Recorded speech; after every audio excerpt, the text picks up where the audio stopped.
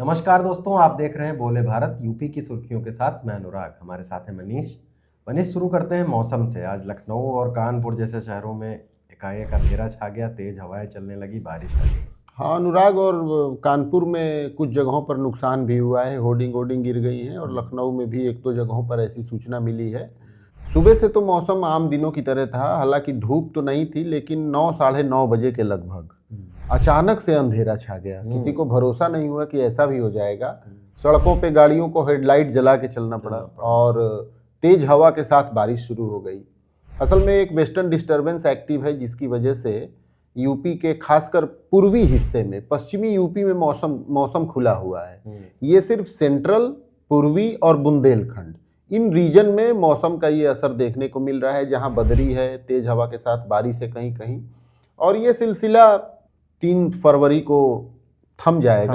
हाँ, मौसम विभाग का अनुमान है कि 4 तारीख को मौसम खुलेगा तो नहीं, क्योंकि बहुत घना कोहरा हो सकता है। पश्चिमी उत्तर प्रदेश में भी हालांकि 2 दिन से बताते हैं ठंड थी, बिल्कुल, लेकिन आज वहाँ मौसम आप बता रहे हैं साफ है। 3 के बाद राहत मिल जाएगी। 3 के बाद नहीं, 4 तारीख को तो कोहरा रहेगा। जहाँ बहुत घना कोहरा रहेगा वहाँ दोपहर बाद हल्की धूप आ सकती है, नहीं भी आ सकती है। लेकिन मौसम विभाग के अभी तक के अनुमान के मुताबिक 5 फरवरी से मौसम एकदम साफ हो जाएगा और इस तरीके की जो समस्याएं झेलनी पड़ रही हैं वो नहीं झेलनी पड़ेगी। थोड़ा उतार चढ़ाव जो चल रहा है उससे बिल्कुल। दूसरी खबर पर आते हैं। उत्तर प्रदेश के हाईकोर्ट ने कहा है कि प्रदेश के जितने भी प्राथमिक विद्यालय हैं उनमें जो सहायक अध्यापक हैं उनकी सभी की जांच होगी नियुक्तियों की।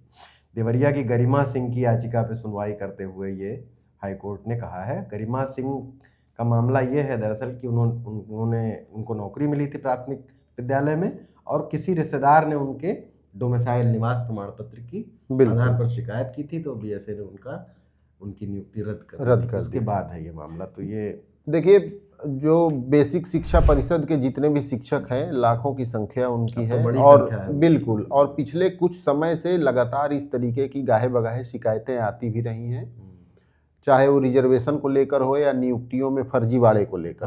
नियुक्तियों में फर्जीवाड़ा। तो अब इलाहाबाद हाई कोर्ट ने बेसिक शिक्षा विभाग को ये निर्देश कर दिया है कि जितने भी शिक्षक भर्ती में शामिल हुए लोग हैं उन सबके डॉक्यूमेंट्स जांचे जाएं और यदि एक भी कोई डॉक्यूमेंट गलत पाया जाता है तो तुरंत उनकी नियुक्ति रद्द की जाए और उनसे वसूली की जाए जो उनको वेतन दिया गया है। तो हालांकि ये बहुत बड़ी एक्सरसाइज हो जाएगी। बेसिक शिक्षा विभाग इसको कैसे करेगा, ये एक बहुत बड़ा सवाल है। और कैसे उस जांच में भी कितनी पारदर्शिता होगी, ये भी सवाल है। पारदर्शिता की बात तो मान लीजिए कि अनुराग हम एक स्टेप करने के बाद करेंगे, लेकिन इतने डॉक्यूमेंट्स की जांच में कितना मैन पावर लगेगा, जबकि पंचायत चुनाव का माहौल चल रहा है, SIR हो रहा है, जनगणना शुरू होने वाली है। सही बात। तो और प्राथमिक विद्यालयों में सबसे बड़ा मैन पावर टीचर्स ही हैं। बिल्कुल, बाकी जांच करने के लिए उनके पास उतना बड़ा अमला है ही नहीं। बिल्कुल। ये बात तो कोई रास्ता निकालना पड़ेगा। चलिए अगली खबर पर आते हैं। अगली खबर यह है कि JR एयरपोर्ट जो निर्माणाधीन था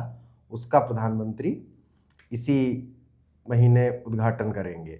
तो JR एयरपोर्ट बनने से दिल्ली के एयरपोर्ट को इंदिरा गांधी अंतर्राष्ट्रीय हवाई अड्डा जो है उस पर भी राहत मिलेगी और ये बड़ा मतलब महत्वाकांक्षी प्रोजेक्ट था ये जो है, और बहुत राहत मिलेगी। और अनुराग, सबसे बड़ी बात तो ये है कि यूपी के जितने भी यात्री हैं वो दिल्ली उतरते हैं तो उन्हें नोएडा पार करने में ही बाई रोड 2 घंटे लग जाते हैं, ज्यादा लग जाते हैं। बिल्कुल बहुत बड़ी समस्या, बड़ी एक्सरसाइज है। आप बिल्कुल अब वो जेवर पे लैंड करते हैं तो उनके लिए यूपी के अंदर दाखिल होने का समय बहुत बचेगा। और जेवर अंतर्राष्ट्रीय एयरपोर्ट के शुरू होते ही यूपी ऐसा देश का पहला राज्य बन जाएगा जिसकी टेरिटरी में 5 इंटरनेशनल एयरपोर्ट होंगे। ये एक बड़ी उपलब्धि होगी, क्योंकि हमारे यहाँ लखनऊ, बनारस में ऑलरेडी इंटरनेशनल एयरपोर्ट है, कुशीनगर और अयोध्या इंटरनेशनल एयरपोर्ट है जहाँ विदेशी विमान लैंड करते हैं। अब जेवर भी हो जाएगा। और मैं बताऊं कि CM योगी के लिए जेवर एयरपोर्ट बहुत एम्बिशियस प्रोजेक्ट भी रहा है, बहुत एम्बिशियस रहा है। दिल्ली एयरपोर्ट पे इस पे दबाव घटेगा और पश्चिमी उत्तर प्रदेश को भी बहुत राहत मिलेगी। अब इसमें खाली एक ही छोटी सी चीज बची है, जो एरोड्रोम लाइसेंस होता है वो अभी अंडर कंसिडरेशन है। वो लाइसेंस जैसे ही मिल जाएगा वैसे ही कागज का पेट पूरा भर जाएगा जी। और एयरपोर्ट पे चालू इंफ्रास्ट्रक्चर तो सब तैयार हो ही गया है। और इससे पश्चिमी उत्तर प्रदेश को भी राहत मिलेगी। बहुत राहत। मुजफ्फरनगर से दिल्ली जाना भी उतना ही कठिन है जो आप बता रहे थे कि दिल्ली पहुंच के बिल्कुल नोएडा से जाना भी। बिल्कुल। तो अगली खबर पर फिर हम आते हैं। अगली खबर यह है कि यूपी सरकार के 2 बड़े कैबिनेट मंत्री अनिल राजभर और ओम प्रकाश राजभर दोनों इस समय जुबानी जंग में लगे हुए हैं।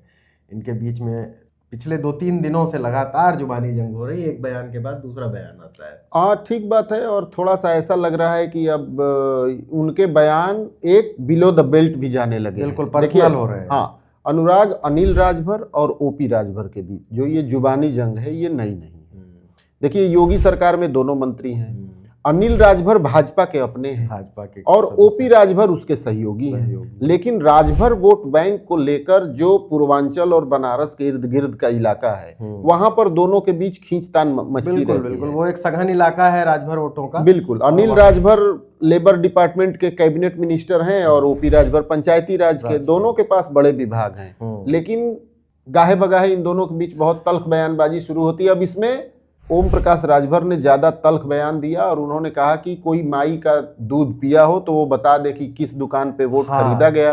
अनिल राजभर ने दरअसल ये कहा था कि नाम नहीं लिया था उन्होंने ओपी राजभर का। उन्होंने कहा था कि प्रदेश में कई वोटों की दुकानें हैं, कहाँ जाइए और वोट खरीद लीजिए। उनका इशारा ओपी राजभर की तरफ था या नहीं, लेकिन असल में अनिल ने अपनी तरफ माना इसलिए भी क्योंकि ओपी राजभर ने ये भी कहा था कि अनिल राजभर के पिताजी लोहे का व्यापार करते थे और उसमें बेईमानी करते थे। उन्होंने कहा कि वो सरिया की दुकान चलाते थे और 1 कुंटल सरिया बेच के क्या मुनाफा कमाओगे, कम ही दोगे आप। और फिर माँ के दूध और ऑटो के दुकान वाले पे माँ के दूध, ये रसाकसी और बढ़ती जाएगी। और अनिल राजभर भी आज थोड़ा पर्सनल हुए हैं। उन्होंने कहा कि जो है ये ऑटो चलाते थे बनारस में, ये कब हमारे पिताजी की दुकान में सरिया खरीदने पहुंच गए। अगली खबर है कि संपत्ति विवरण अगर प्रदेश के कर्मचारी नहीं देंगे तो थोड़ा और मुश्किल आएगी, और अब शिकंजा अधिकारियों पे भी। ये देखिए, इस पे समय समय पे राज्य सरकार निर्देश देती रही है। जब 31 जनवरी इसकी डेडलाइन थी मानव संपदा पोर्टल पे आय व्यय का और ये चल अचल संपत्ति का विवरण देने का, उसके पहले भी एक निर्देश जारी किया गया था कि सभी लोग इसमें भर दें। अब इसमें करीब 48,000 ऐसे स्टेट गवर्नमेंट के एम्प्लॉई हैं जिन्होंने अपना विवरण नहीं दिया है। तो मुख्य सचिव ने मीटिंग करके कहा है कि इनका वेतन तो रोका ही जाए, इनका प्रमोशन भी रोका जाए। इसमें बड़ी बात यह है कि यदि इनका वेतन कहीं से निकला तो जिसके सिग्नेचर से इनका वेतन निकलेगा उसके ऊपर भी कार्रवाई होगी। सिग्नेटरी अथॉरिटी भी अब लपेटे, मतलब बॉस भी जो है घेरे में आएंगे। बॉस भी घेरे में काफी सख्त है। और ऐसा माना जाता है कि करप्शन को लेकर जो जीरो टॉलरेंस की पॉलिसी की बात बीजेपी और योगी सरकार हमेशा कहती रहती है, उसकी दिशा में ये एक बहुत पुख्ता कदम है। होना ही चाहिए। इसमें इतना लेट लतीफी नहीं करनी चाहिए। बिल्कुल। और जो भी है कम से कम एक बार पोर्टल पे सबको जानकारी देनी ही चाहिए। यूपी की सुर्खियां यहीं तक। कल फिर हम नई सुर्खियों के साथ हाजिर होंगे। देखते रहिए बोले भारत। धन्यवाद। नमस्कार।